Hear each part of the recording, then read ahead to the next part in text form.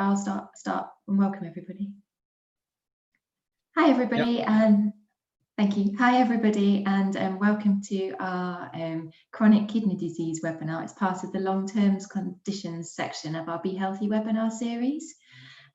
We have some really good speakers with us again today. So we have Professor Paul Cockwell, Fiona and Giulietta Whitmore with us to take us through the webinar with lots of expert opinions, knowledge, that have really helped us pull this together and to get the messages over to you.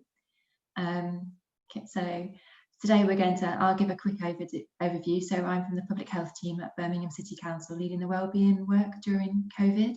So I'll just do a quick introduction about what we're doing. The speakers will take over the main content, and then there's a section for questions and answers at the end. So just before we get started, just a little bit of housekeeping. So when you're not talking, if you could just stay muted and turn your cameras off, this will help us with the bandwidth of the webinar. Also, if you have a VPN on your computer, so maybe you connect to your office through NetMotion or Cisco, we found it also helps if you turn those off too. What we encourage chat and questions throughout. So if there's anything you'd like to know, just type it into the chat box. And we will answer that question throughout or at the end of the webinar, wherever is most appropriate. We do realise that not everybody wants to ask a question in front of everybody. So if there's something you'd particularly like to know but don't want to ask live, you can drop us an email to the healthybrum@birmingham.gov.uk email address, and we'll get back to you. As we've already said before, this webinar is being recorded and will be used as the resource, and the recording's live now. Okay, so just before we hand over to the experts to talk a bit about today's topic, I'm going to run through the BHealthy overview and why we're doing what we're doing. We've produced a series of practical resources which include the webinar series and some booklets that lead to a healthier you, so checklists that you can use in communities. The idea being that we're supporting and enabling community leaders to support their communities to reduce their risk of becoming seriously ill from COVID-19. All of the resources that I've mentioned, including translated versions and the webinars bookings, are all available on the link at the bottom of the slide now, and will be on the last slide later today. So if you've missed a webinar you would like to see, you'd like to rewatch this one again, all of the links will be available there once we've uploaded them, so usually 24 hours after the webinar. If you have any questions about any of the stuff you see on there, I think there's something else you need that would help you, then drop us an email and we're happy to hear from you and start a conversation. Okay, so I think we'll move on to our first speaker today. So I'll introduce Paul Cockwell, who's going to talk about chronic kidney disease. So over to you, Paul.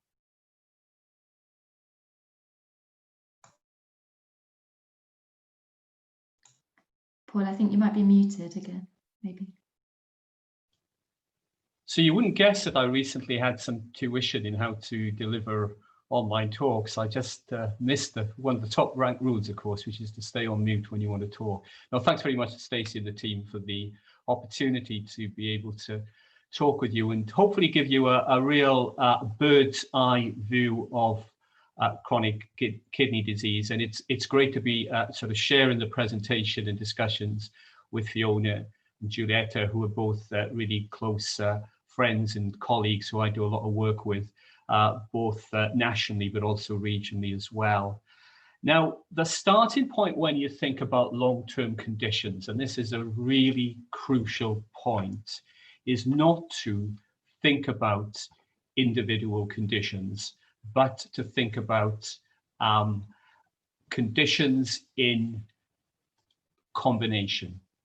And one chronic disease does not sit in isolation. A large majority of people who have long-term conditions will have multiple long-term conditions. And what I've done on the left here is give you a list of some but not all medical conditions that classify as long-term conditions. And there's a number of ways that people describe these long-term conditions. Another way of describing them is as non-communicable chronic disease, that is, disorders that are not related to infections. And the other way of talking about them is as non-cancer chronic diseases, so diseases that are not directly related to cancers. If you look at the majority of burden of disease that's carried amongst people in Birmingham, the large majority of the burden of disease is carried by people who've got long-term conditions. And if you look at that long list of long-term conditions, what you will see is that there are various conditions that come together and that are often seen in combination.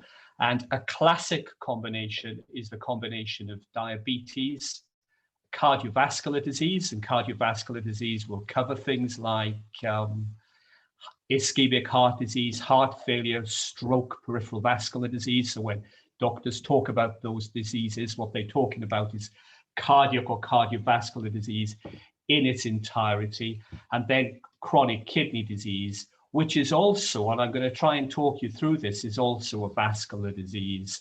So these diseases very much occur in combination. And when they occur, what you find for individuals who are affected, and I've changed the name of this patient who I see in kidney clinic, but I represented his ethnicity. And what I've done here is shown you the sort of diagnosis list that you will see doctors who are looking after patients with long-term conditions encounter, and therefore, of course, the patients themselves encounter. So these disorders all come together and they crosstalk with each other. So they have a big impact upon how they affect each other. And one of the huge challenges is that people who have long-term conditions have a major burden of the requirement of treatments, particularly tablet-based treatments. So if you look at people who have long-term conditions, people on average have 3 to 4 long-term conditions, and on average they take in around 7 different types of medications. In fact, some people can be taking 20 to 30 different types of medications, and that's a huge challenge, of course. And when you look at the concordance with medication taken, that is, how many of these tablets is any given patient with a chronic disease taking each and every day, it varies where it's been studied widely, and some people will only be taking 20 to 30% of their prescribed medications a day, and even people who are doing really well are only, as a rule, taking around 70 to 80% of the medications that they prescribed. So you could really get an overview here of how demanding it is on an individual who's got multiple medical problems to be able to focus on the therapies, the treatments that they have as a consequence and that they need as a consequence of those disorders. So that's a real look from the top end. So really don't listen to the specialists when they just talk to you about diabetes or just talk to you about cardiovascular disease or kidney disease or stroke. They shouldn't be doing that. They should be talking to you about these disorders really occurring in combination and cross-cutting with each other. Now, if we just focus for a moment on the kidneys and look at how the kidneys sit within a complex of chronic diseases, the first thing to remind you about is where the kidneys actually are placed. And they're placed in the body, so they're in the abdomen, and they're placed at the back of the abdomen. So the best way, if you're sitting in your chair, to know where the kidneys are is to put your hands round into your flanks and just press forward, just below the ribs as they come round at the back. And as you press forward, what you'll be pressing forward there will be your kidneys. So that's where your kidneys are placed. And they place there because they need to be attached to the major blood vessels in the body that are taking blood from the heart and returning blood to the heart. And that's because the role of the kidneys is to filter that blood out and to clean the blood up. So if you want a single expression of what the kidneys actually do in practical terms in the body, that expression is the kidneys are the body's waste disposal units. So they're filtering out that blood and they dispose of the waste into urine. And when we pass about 1 litre of urine a day, we're passing in that urine the large majority of waste that the body produces that needs to be removed. And as a consequence of that, if you lose some kidney function, you start to accumulate waste product in your body. And that's not a good thing. It's not a good thing when it happens just mildly. And it's a very bad thing when it happens to the degree where you lose a lot of your kidney function. So if you just picture those waste disposal units in your head and think about where the kidneys are, if you dive then right into the kidneys, what you find is in each kidney, you have around 1 million little filters. And you can look at those filters under a microscope, and look at this fabulous scanning electron microscope on the left. This ball of blood vessels represents a single filter within the kidney, and we call this ball of blood vessels a glomerulus.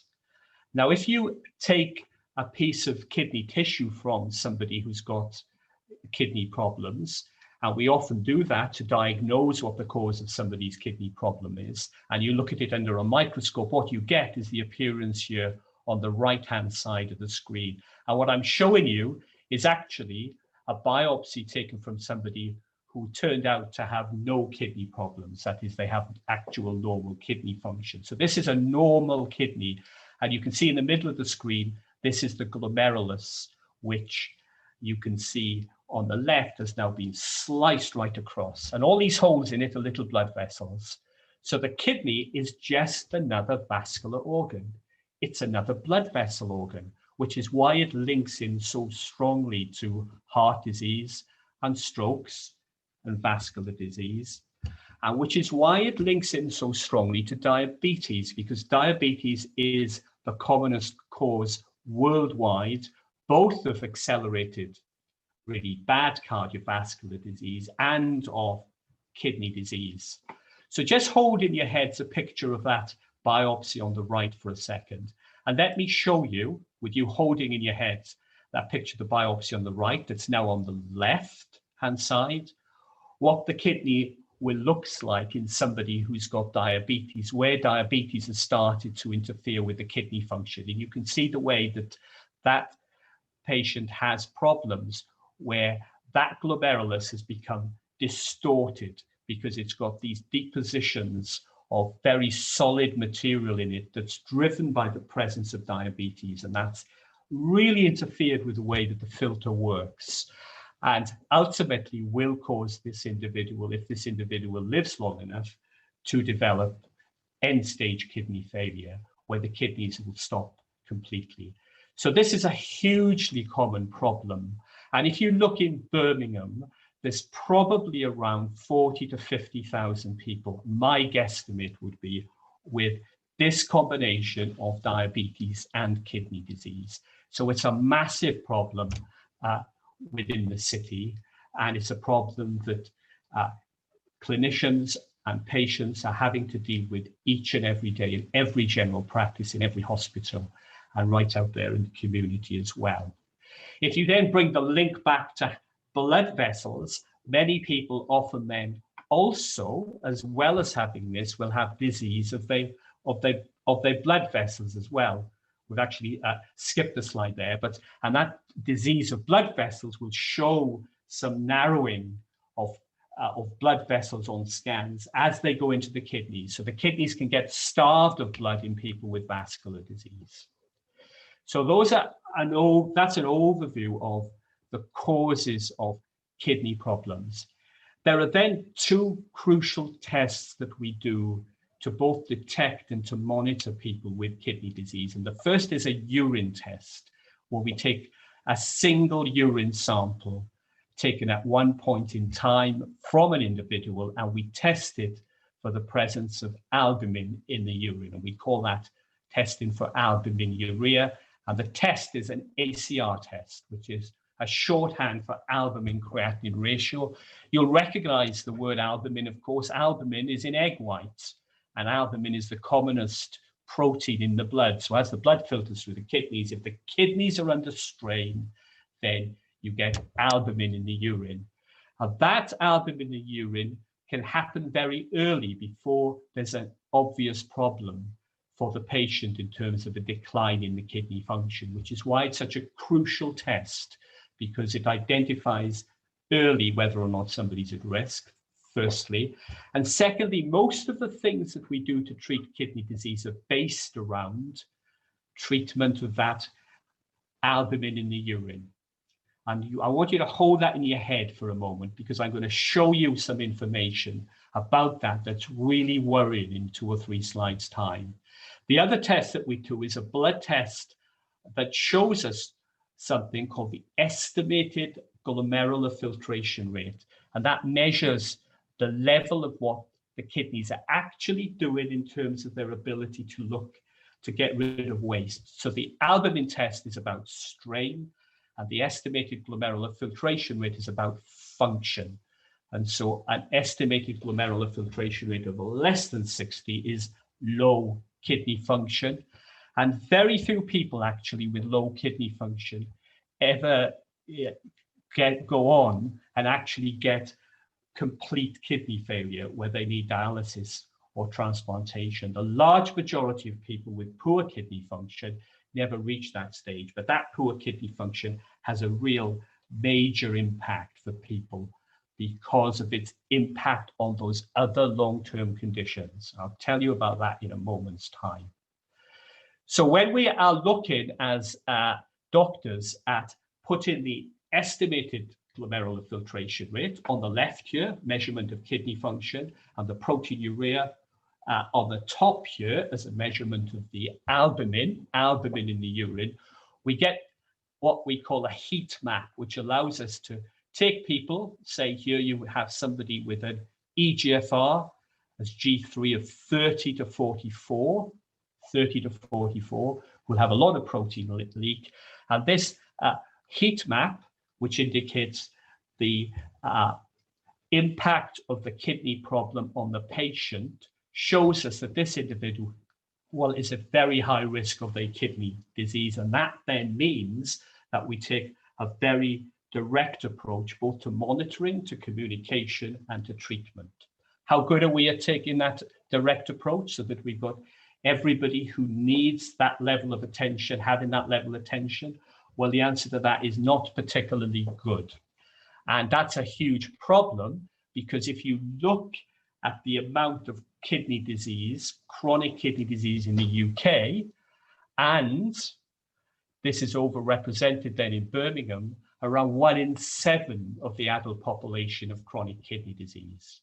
And that crosses over with the 1 in 10 who have diabetes, the 1 in 5 people who have high blood pressure, important contributor to chronic kidney disease. And of those people with chronic kidney disease, around 1 in 10 have this high albumin in the urine, and about 1 in 14 people in the population have this low eGFR. And look at this. There is much more diabetes and protein in the urea of people of South Asian ethnicity, such that in Birmingham, around 1/3 of people of South Asian ethnicity over the age of 35 have type 2 diabetes, a substantial amount of which is as yet undiagnosed. And then there's also a lot more high blood pressure seen in people of Black ethnicity that again contributes to a lot of the vascular disease and a lot of the kidney disease that you see in people of Black ethnicity. Now, if those people who have kidney failure get kidney failure such that the kidneys stop and we can't get rid of any waste products, we treat with treatment called dialysis. This is one particular type of treatment with dialysis called hemodialysis. This is a patient at the Queen Elizabeth Hospital who's on an artificial kidney machine. And the key thing about this is in the middle, right just by the side of the machine, is a filter. And you can see a close-up of that filter at the bottom. And it's that filter through which we take blood out of the patient, pass it through the filter, and then clean the blood out. And then for many people who've got end-stage kidney disease, the preferred type of treatment is a kidney transplant. And the kidney transplant, we don't put into where the patient's native kidneys are. Remember me telling you to feel around your back earlier on to feel where your kidneys are. The kidney transplant is put almost always in the front of the abdomen. So if anybody's had their appendix removed, where you see an appendix scar, that's often the sort of position where you'll find a kidney transplant. On the right, obviously, for an appendix scar, but also seen on the left-hand side as well. And that's what a kidney transplant is placed for people who've got end-stage kidney disease. And if you look at Birmingham, there are probably in Birmingham around 2,000 people who are being treated with dialysis or a kidney transplant, but there are up to 150,000 people with chronic kidney disease. Is that coming from me? Possibly, okay. It may have been from my laptop. So let's go back then. So those 150,000 people in Birmingham with chronic kidney disease, that huge crossover with diabetes. Let me show you, which is probably the most complicated slide I'm going to show you, but one that is really important for you to just think about the impact of kidney disease on other long-term conditions. This is kidney disease and diabetes. If you look at the left-hand side, what you've got here going up is the risk of somebody dying in percentage in 10 years for somebody with diabetes. And you can see that there's a 4 in 100 risk of somebody with diabetes. But if you then start to have kidney disease, you get up towards a 1 in 5 risk. And if you have the two types of measurements of kidney disease that are abnormal and we monitor together, that is albumin in the urine, poor kidney function, you have almost a 1 in 2 risk of dying in the next 10 years. So you can see how kidney disease and diabetes come together, and the cause of death for people who are affected is usually cardiovascular disease. So that combination of kidney disease and diabetes will increase majorly the risk of strokes and heart attacks and other vascular diseases that sadly lead to people with that combination of problems being far more likely to die than people without that combination of problems.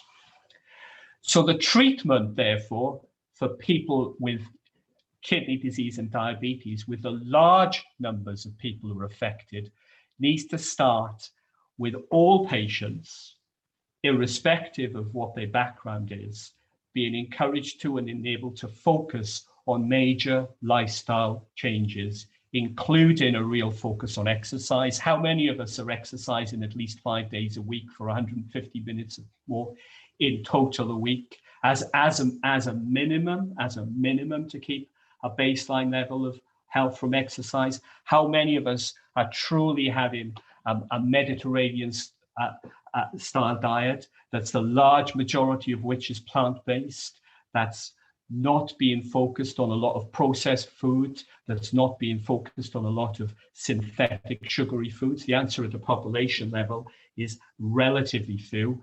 And then for all patients with diabetes, in addition to focusing on those lifestyle choices, we also focus on sugar control. That's what we mean by glycemic control. Blood pressure control, so getting the blood pressure as well controlled as possible is crucial. And then managing patients so we can control their cholesterol levels. All patients with diabetes and with chronic kidney disease should be on tablets called statins, which really protect the blood vessels in the long term. And then we now know that most patients with chronic kidney disease and diabetes, and indeed most patients with chronic kidney disease, likely benefit from two medications. One is long-standing medications we call ACE inhibitors or angiotensin receptor blockers for managing high blood pressure, and the other are a new group of medications called SGLT2 inhibitors that are only just being shown to have a major impact upon how people do in the long term. But the challenge, the real challenge with this, particularly around the use of the medications that are best to protect people long term, is we must measure the urine to define people who've got protein in the urine. But if we look at our effectiveness of doing that, it's poor. So this is a recent study that has looked at a large number of people across the majority of Welsh and English general practices, and have shown that for people with diabetes, high blood pressure, or other risk factors which are associated with kidney disease, where you should be doing regular blood tests to monitor kidney function, the eGFR, and you should be doing regular urine tests to monitor the urine albumin levels, that we do really poorly on the urine tests. And indeed, in some patients, we don't do particularly well with the blood tests as well. This urine test gap is a massive problem because those two drug groups, the ACE inhibitors and the SGLT2 inhibitors, we use based on the result of the urine test. So if you not doing the urine test, how then can you use the medications accurately? And how in particular can you use the medications accurately in people who almost certainly are being exposed to significant inequalities in health provision? And we know that's writ large at the moment. We know it's been exaggerated by COVID, and we know that Birmingham is really overexposed. You can see the deprivation by quintiles in Birmingham and Solihull CCG compared to the English average deprivation, with huge clustering of people in the most deprived quintile. And that then often maps on to people of Black, Asian, and other minority ethnicities, again, who are a substantial proportion of the population within Birmingham, far more so than one sees in England as large. So there are very particular issues here within Birmingham that are really being pointed up both by the high levels of deprivation in some parts of the city that a lot of people are exposed to, and also the ethnic mix because of the very high prevalence of diabetes and therefore significant chronic kidney disease in people, particularly of South Asian, but also of Black ethnicity. And there have been attempts over an extended period of time to try and address this. So some people on this webinar will know Nija Jain, who's been a long-standing Birmingham resident, worked as a nurse at the old Queen Elizabeth Hospital for many years, and now working with Kidney Research UK, doing work here to try and raise awareness of chronic kidney disease in the ABLE project. And this was a really important systematic attempt to increase awareness of chronic kidney disease and disorders associated with chronic kidney disease. But to date, we haven't really got any evidence that these systematic approaches to helping awareness have translated in a practical way that has really provided benefits for individual patients who've got chronic diseases, including chronic kidney diseases.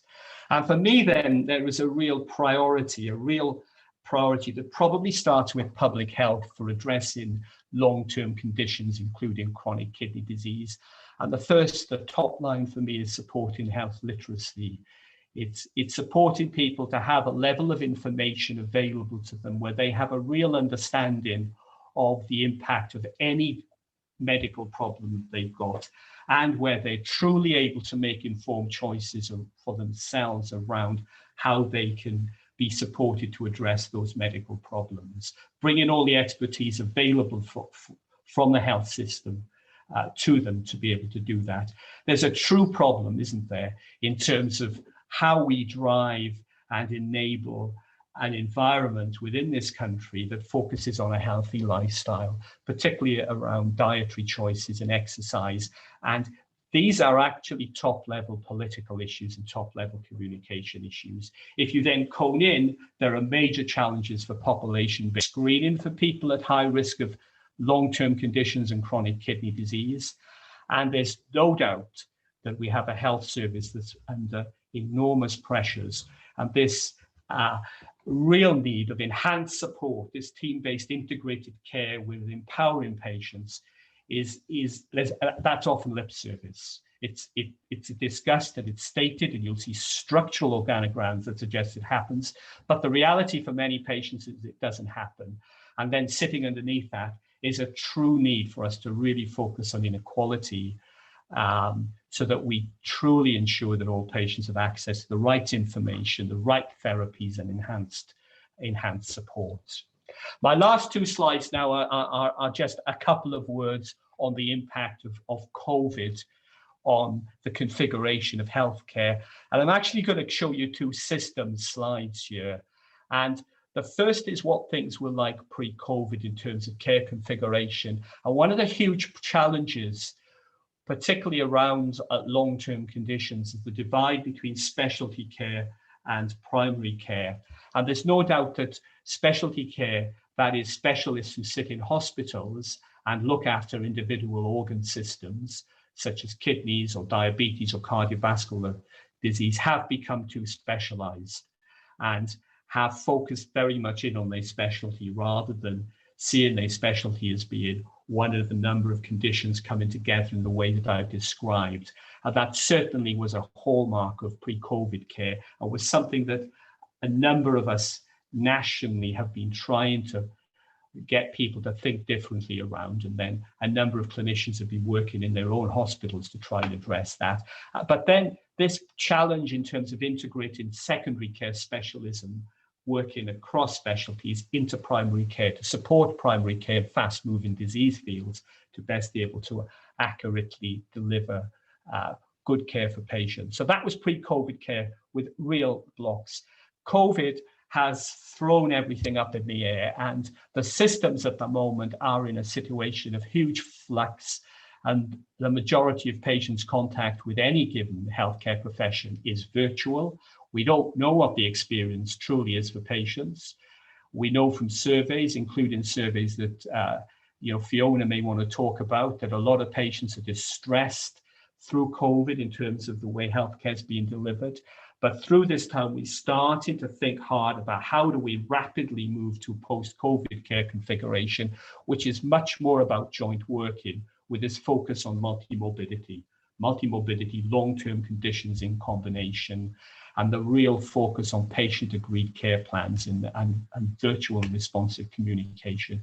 There is no understating how challenging this is, but these are system changes we must make a start on. And the way that we need to do this is by understanding what we need to measure, doing it in partnership with patients, and piloting appropriate programs that can look at the efficacy of individual and combined approaches to changing care and getting far better, so we can address some of those horror stories around both outcomes associated with long-term conditions and also as the system's failures around detection and monitoring. So I've probably gone on a bit too long there, but hopefully that sets things up a little for Fiona and Giulietta to come in. Thank you, Paul. That was really, really interesting and a really good overview of what we're dealing with, and for people who don't know what's involved in kidney disease. So thank you. I think we'll move on now to, are you staying around for the rest of the webinar, Paul? Yeah, we'll take all questions at the end. So we'll move on now, and I'll hand over to Fiona Loud, who's going to take us through her section of the webinar. Thank you, Fiona. Thank you, Stacey, and thank you, Paul, and thank you to everybody for inviting us to come and speak at this important webinar this afternoon. I'm a little bit of an interloper here. I'm actually presenting, should be my colleague Amjid Ali, who is our partner and our BAME inclusion and engagement lead, but he's not able to be here today. So I've adapted some of his slides and I put in a few more around the COVID stuff. So I'll press on if that's okay with the next slide. So Paul was just talking about COVID-19, and I thought it would be helpful just to give you a little bit of an overview of the profundity of the patient experience over the last 6 months. So that group of patients who are on dialysis, who have transplant, are among the 2.2 million people who were asked in March to stay home and basically not go anywhere. And as Paul said, there have been a range of challenges and problems for this unprecedented situation for them. So here you can see what the Office of National Statistics showed. The level of loneliness in those people who had no contact, and they were also had been advised not to go anywhere at all. So you can imagine that that has caused a large issue. And we've heard from some of our colleagues, especially those in voluntary groups supporting people from the BAME communities, that where English isn't people's first language, and some of the older people have been particularly badly affected in those groups because they've been bored and they perhaps haven't necessarily had the opportunity to hear all of the subtleties in some of these messages. So for us, we did some work with patients and we in fact, we've run several of these now, but these are the ones I can report on now. We ran a COVID-19 patient experience survey. We heard from 1,200 people. And just building on what I just said, so this is all of those people, mainly people who were asked to shield. So 4 out of 10 of them reported either a mental health impact or a serious mental health impact. A very large number of them reported disruption or serious disruption to care. And sadly, some of them felt that they didn't know who to talk to or who to ask when they had worries, and that was sad. They also, many of them, didn't know where to get support from, so local voluntary support. And something that you may be quite interested to hear is that 1 in 4 reported worries about getting food itself, and that was, especially at the beginning, something that the voluntary services and organisations like ourselves had to try to press on to supermarkets and many other people really needed attention. There was a lot of confusion about government advice as well about whether people should shield or shouldn't be shielding. And I've laid out at the bottom there some of the links to our surveys, and we've run a couple of patient webinars recently as well to reflect current patient views and the ongoing set of questions that people are asking at this time. Thank you. Next slide, please. That's okay. Was that me? Do I put the next slide on? No. Thank you. So we adapted that survey in Wales. Excuse me, so I'm going to have to just ask for someone to stop hoovering. Can you hear that noise in the background? Or are you okay? You can't hear it. Okay, that's fine. Just in my ears though. Okay, so we adapted the same study. We ran it in Wales, had the same feedback, but notably patients of whatever level of chronic kidney disease, because we heard from lots of people with earlier stages of the disease as well. So that moderate level of disease which Paul spoke about, who weren't on and hopefully wouldn't be going to dialysis or transplantation, 100% of them, everybody wanted advice on COVID-19 and shielding. So that was a clear message to all of us. So what does that all mean? So this information is something that we are very keen to take further to be used as evidence for policymakers, renal services, trusts, and commissioners in public health as well. In some parts of the country, it has been picked up and is starting to be used. And I've mentioned the Midlands there. I can't see whether they're on the call or not, but a couple of the commissioners in the Midlands listened. We had a major presentation of this work, and they are looking at how to take the learnings from this and the patient priorities further. Also worth mentioning that there has been some very rapid, nice guidance developed in this time to support people with chronic kidney disease and other elements of kidney disease. And again, one of the big things it says is communicate with your patients, because people aren't necessarily being able to be seen face to face. So seeing them virtually doesn't necessarily work for everybody. Not everybody is digitally connected, and sometimes a phone call is what's needed. Next slide, please. So that's a little bit about the impact of COVID in general, particularly on those who are at later stages of kidney disease. Now, my colleague Amjid was one of the things he wanted to do today was talk to you about something we've just started, and it's around early intervention and prevention. And again, you heard Paul talk about the goal, the policy goal, which has been clear for a long time, which is to ensure that everybody at risk of chronic kidney disease, and that includes those people with the diabetes, the high blood pressure and so forth, we were just hearing about, that everybody receives their annual checks and gets their information. But we also know that that doesn't necessarily happen consistently. We want to look at some local community interventions and see what work can be done, to see what good patient journeys look like and how can that actually be embedded. So not just good intentions, but taking it further. So his proposal, his work, which is around no one facing kidney disease alone, is to develop a pilot focusing on the South Asian community based in the Birmingham region. And if we find that that's successful, we're going to roll it out across the rest of the UK. I mean, the options we've got are pretty clear. They're laid out there. We could do nothing.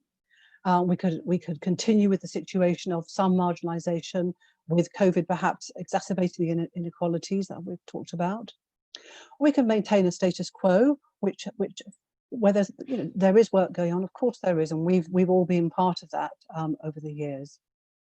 or we could look to broaden our engagement to work towards a sort of patient-centric kidney care, to empower communities, BAME communities in particular here. And if we can do that, we believe that will lead to improved outcomes for patients. Next slide, please.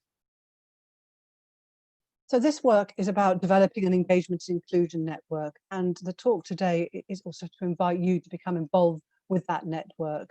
And there's a few questions that I'll be raising later on, and an invitation for you to respond back to us with your thoughts on this. Don't necessarily have time for you to ask questions about all of this today. But you can see very, very clearly there that our ideas are, and we've started this process already, is to gather some insight from the local community, to evaluate that insight, to co-design what the result of that might be, to test it, and then to implement it and to measure it, to see how well it's gone. And we can do that through education, empowerment, and enablement. Next slide, please. So we're running 3 insight sessions. We've run one already, and the goals for this is to understand the existing patient management and treatment strategies, and that's for both primary and secondary care, and that does include, of course, public health and education as well. The factors enabling and constraining the implementation of CKD in early CKD, because we'd all far rather pick this up early, educate, empower, and prevent deterioration where it is possible. And in some cases, in many cases, it is possible to do that. And also to examine the information of the impact of information resources around CKD. I've placed at the bottom there of the screen just the link through to our information, so should you wish to refer back to this later on. Next slide, please. So our work will evolve over a period of time, and Amjad is very dedicated to moving on with this programme. So the invitation, as I've just said, is there to all of you to develop better tools and resources by using the best of what we've got, but to encourage that participation in decision making and to improve patient information materials and resources. But we won't do that unless we work together. So next slide, please. And by doing that, to look at creating culturally competent CKD care. So we've established for a long time that there's a need to have some targeted interventions. There's a need to improve health literacy. But have we done that? Could we do more of that by doing it together, by taking insights from people who are leaders in those communities, empowering them as well, because we're a kidney patient charity. We couldn't possibly do all of those things on our own. We can only do them together. And to look at what our tangible next steps would be to get there.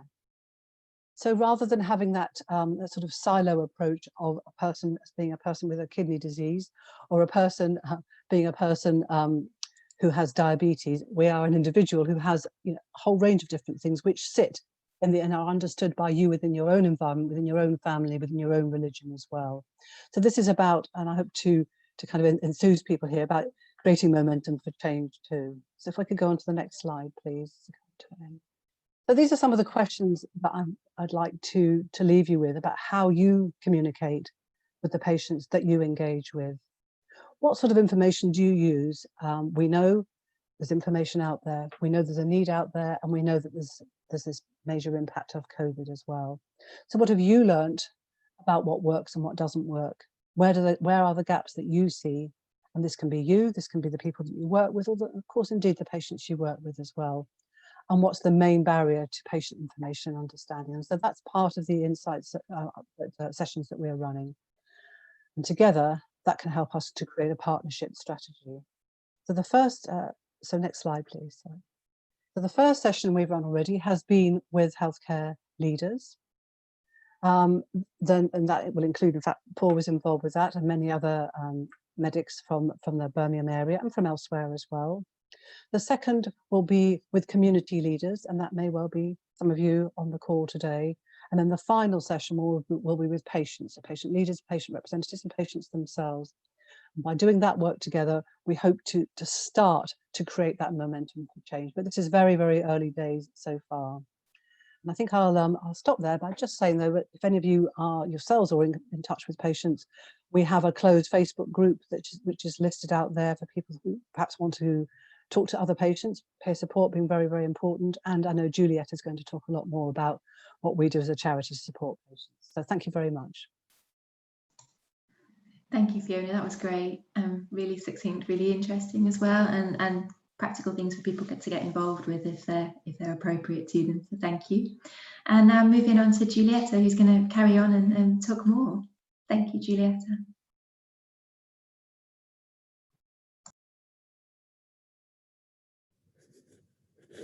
Good afternoon. I'm Giulietta Whitmore, and I'm the Advocacy Officer for the West Midlands area, and I'm here to give you a brief overview of Kidney Care UK. I myself am a patient. I was diagnosed with kidney failure back in 2013, and my kidney suddenly failed. I spiralled into what then was the unknown renal world, and after nearly 5 years of dialysis, 4 of which I did at home, I received the gift of life, a kidney transplant. So I joined Kidney Care in 2017 to support others who were faced with a similar situation to my own. Next slide. Kidney Care UK is the UK's leading kidney patient support charity. We believe that no one should face kidney disease alone. We provide support for more than 200 patients every week and invest over 3 million each year in our patient grants. We provide practical and emotional support and fund patient research projects and invest to improve care services. We're here to give our total support to help improve the quality of life for everyone affected by kidney disease. So how do we do this? Our counselling service offers free telephone counselling. We have many different leaflets on all aspects of kidney disease, including the conditions themselves, diagnosis, treatment, and practical information about living with kidney disease. Our trained advocacy officers are ready to help with local issues around treatment choices, patient transport, and benefit concerns. We provide financial support for those on a low income through our grant scheme. These may include household items such as furniture or white goods, travel and motor expenses, unexpected bills, educational needs or hardship grants. For those unable to fund a short break, Kidney Care UK also provide grants to individuals and families towards the cost of a basic holiday in the UK or overseas. We also support a dialysis swap scheme to help patients find dialysis away from base. Every year we invest more than £2 million to improve kidney services across the UK, and we work hard to make a difference to health services and patient care. Our hospital grant fund supports essential psychosocial staff, as well as improving facilities and care. In partnership with the British Renal Society, we fund short-term patient-centred research that makes a practical difference in hospitals. We work nationally and at government level to improve healthcare services for kidney patients. Everything that we do is about ensuring that the patient voice is at the heart of national decision making. We have a patient advisory group who actively supports us in all our work. Every day, Kidney Care UK receive hundreds of inquiries around benefits, housing, transport, dialysis choices, work, and simply managing day-to-day life. Kidney Care has a network of 14 advocates throughout the UK who are trained not only to listen and advise, but also to fight their corner to the best effect. This means often being persistent, resilient, and challenging when the need arises. We often act as a bridge between the patient and the renal unit, local authorities, the Department for Work and Pensions, and other various networks. Advocacy is about taking action on behalf of people. So how do we do this? We help patients gain access,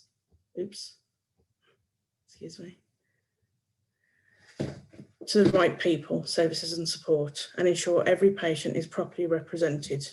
We fund and provide a tailor-made welfare and benefit health check in partnership with Auriga Services Limited.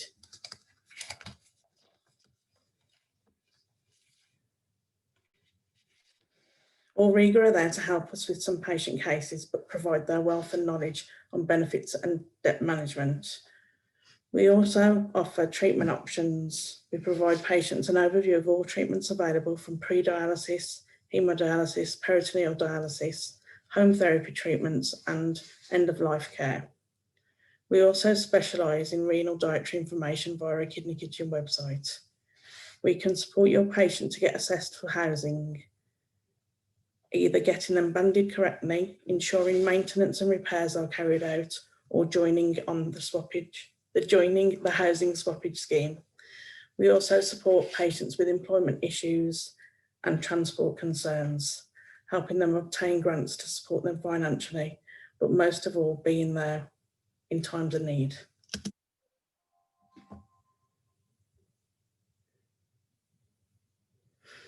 Whether you contact our help desk, use our contact us link online, or come directly to your local advocacy officer, we will accept that you've received permission to share your patient's personal information with us. We will request their name, contact telephone number or email address, a brief overview of the support they require, and the referrer's name and contact number. We aim to contact your patients via phone line within 5 working days. During the initial conversation, we ask them about their GRAT word and see what information we can help them with. We either deal with this query ourselves or signpost them to the relevant service. We aim to keep the referrer up to date with any progress made with the patient until we close their case. All patients' files are kept in accordance with data protection and GDPR regulations. Each week, we receive positive feedback from those we've helped. Here's an example of a recent complex case I was able to assist a patient with. After 12 months of receiving a transplant, a patient recently separated from their partner of over 20 years and left 3 children behind. They had been left with nothing other than a bag of clothing. The patient was emotionally broken, homeless, had no money, no job, no hope, and didn't know what to do. They told me that they contacted me as a last resort, and working together over the course of 2 months, we managed to get them a 1-bedroom flat allocated. I supported with assisting them with benefits. We looked at how their disability affected them, and I helped them complete their personal independence payment form. I also got them a grant allocated, which helped purchase a cooker, fridge, freezer, bed, cutlery, pots, pans, plates, and a little cash left over to get them some bed linen and curtains. The patient is so thankful and now has a positive outlook and is able to start rebuilding their life. The latest news and information about COVID is updated regularly on our webpage. In line with government advice, it is critical that everyone observes the following key behaviours. Wash your hands regularly and for 20 seconds. Wear a face covering indoors. Where socially distancing may be difficult and where you will come into contact with people you don't normally meet. Stay 2 meters apart from those that you do not live with. And if you have coronavirus symptoms, including a high temperature, a cough, or a change to your sense of smell, get a test and stay at home. Thank you. These are our contact details. And with that, I will hand you back to Public Health for the final part of today's Q&As. Thank you. Thank you, Giulietta. That was great. Thank you, all 3 of you. There's so much information there. And it's so inspirational to hear the story of how the charity's been helping everybody else and helping individuals. We're just whizzing through some additional resources that are available, so you can click onto those, or everybody they're available to click onto should they like to. I'm just opening the chat box now to see if there's any questions. So at the moment there aren't. Does anybody have anything they'd like to ask or anything they'd like to know about? So Alice has just popped the slide up. So the idea is to have a discussion about how you can support communities to have better awareness of chronic kidney disease. But also, if you have any questions for the panel that are here, I think it's a rare opportunity that you will get a chance to ask them directly. So yeah, now's your opportunity. Just whilst everybody or people are typing, do you want to flick back up to the community champion, the COVID champion slide, Alice, and I'll have a quick run through that. Thank you.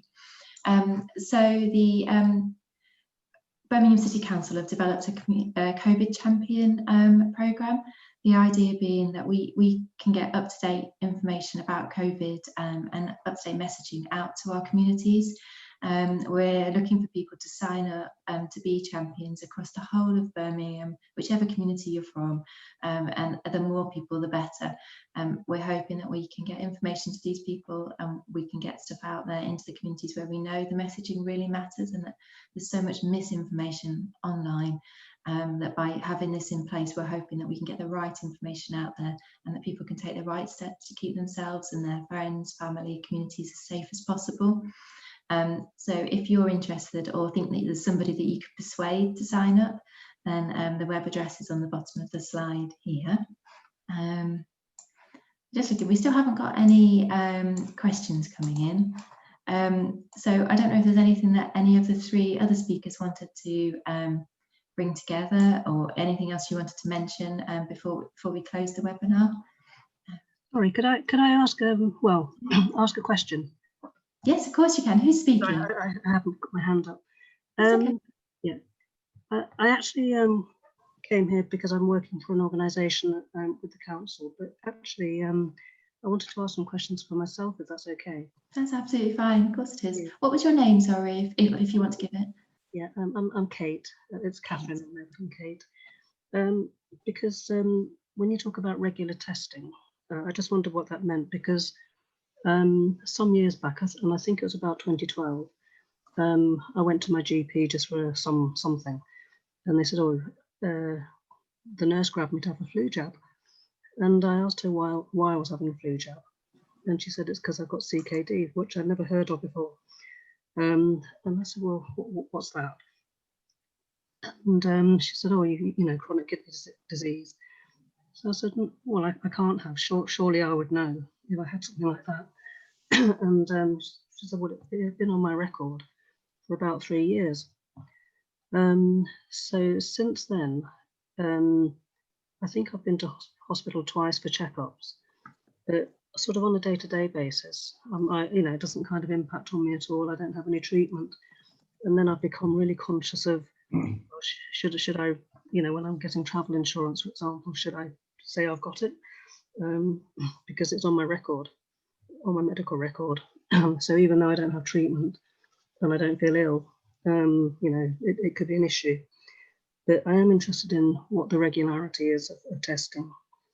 And also, as I say, I had that flu jab in the first place because apparently I've got CKD, but more recently I'm told I've got a flu jab now because I've got asthma.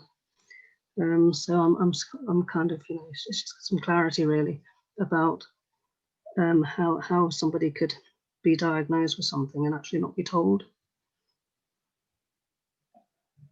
Thanks. Shall I to start with? Yeah, thanks very much for that, Kate. I mean, what you've just told us is incredibly common. So unlike a lot of other medical conditions, chronic kidney disease is asymptomatic for the large majority of people who have it. That is, people don't get symptoms, things wrong with them in the way they feel that suggests that they have chronic kidney disease. And the way that it's usually picked up through testing people at higher risk of chronic kidney disease.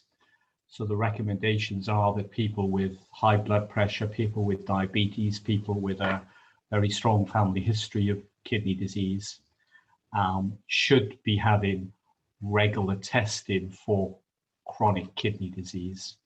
Or when people go and have other medical problems, when you have that blood test done, when the doctor says, let's check a blood test, what they're checking as part of that blood test is your kidney function.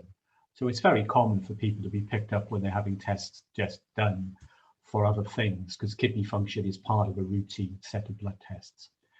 So we know that a lot of people, probably the majority of people with chronic kidney disease, have been picked up either through being screened, and often they're not told they're being screened, or they're told they're being screened, but the purposes for that aren't explained to them. So people would say, oh, you know, you've got high blood pressure. We do a blood test just to check you out. It's not explained that that blood test is to check the kidney function.